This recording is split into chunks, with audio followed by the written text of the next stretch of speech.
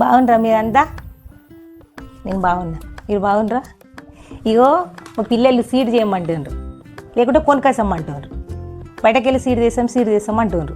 ఏదో ఒకటి ఇక చేద్దాం, ఇంట్లో ఉన్నది ఫస్ట్కి తెచ్చి ఇంట్లో పెట్టేసుకున్నాం, చేద్దామని చేసుడే కాలి. ఇవాళ చేద్దాం, రేపటి నుంచి మళ్ళీ పూలు బిజీ. ఇక చేస్తున్నా, నడిపిస్తున్నా.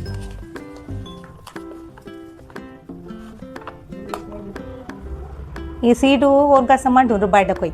మనం పిల్లలకు చేసి పెట్టుకోవాలి, బయట కొనుకొచ్చి నేర్పద్దు. అట్లా నేర్చుకుంటే వాళ్ళు తింటారు, మనకు కూడా చేస్తామంటారు, అదే అలవాటు అవుతుంది.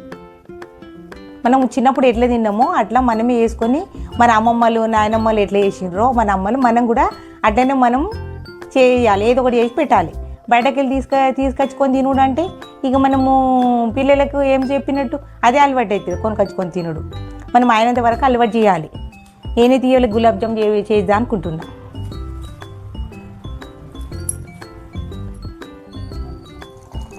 కొన్ని పాలతో ఇట్లా కలపాలి, ఒకసారి పోయొద్దు.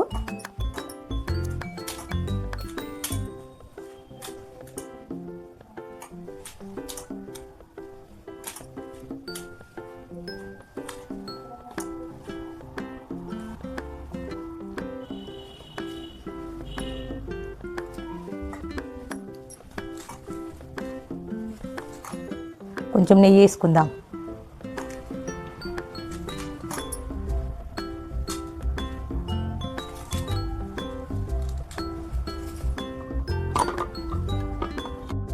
ఒక చెంచా నెయ్యి వేసిన.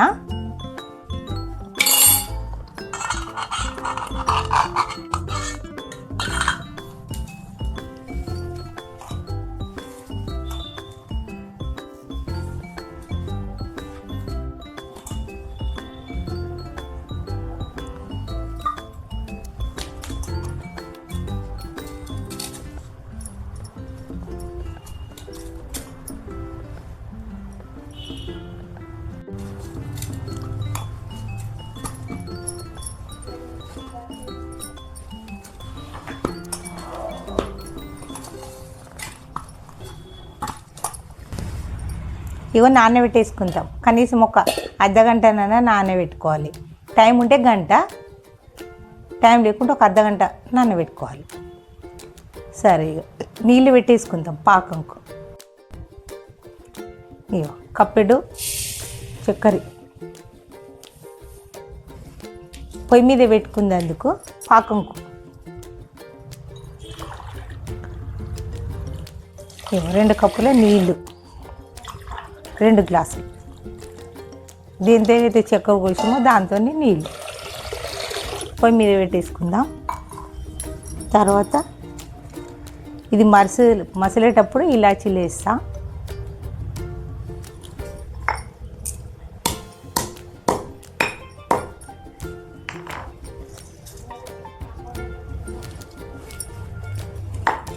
పొయ్యి మీద పెట్టేసుకుందాం పాకానికి. నెయ్యి చుక్క రాసుకోవాలి, జర చేతికు ఇట్లా అనుకోవాలి, పిండి ఇట్లా అనుకుంటే మంచిగా వస్తుంది. గట్టిగా అనుకొని ఇది మీద రౌండ్గా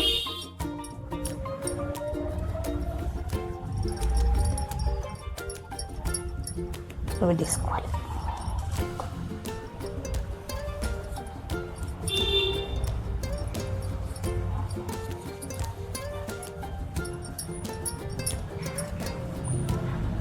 ఇట్లా నెయ్యి రాసుకోవాలి, కొంచెం నెయ్యి రాసుకోవాలి. కొంచెమే, చెంచాడు, చాలా చెంచాడు అయితే అన్నిటికీ సరిపోతుంది. ఎక్కువ నెయ్యి అయినా తినబుద్ధి కాదు. ఇట్లా పెట్టేసుకోవాలి, అన్నిట్లో పెట్టేసుకున్నాక మళ్ళీ చూపిస్తా.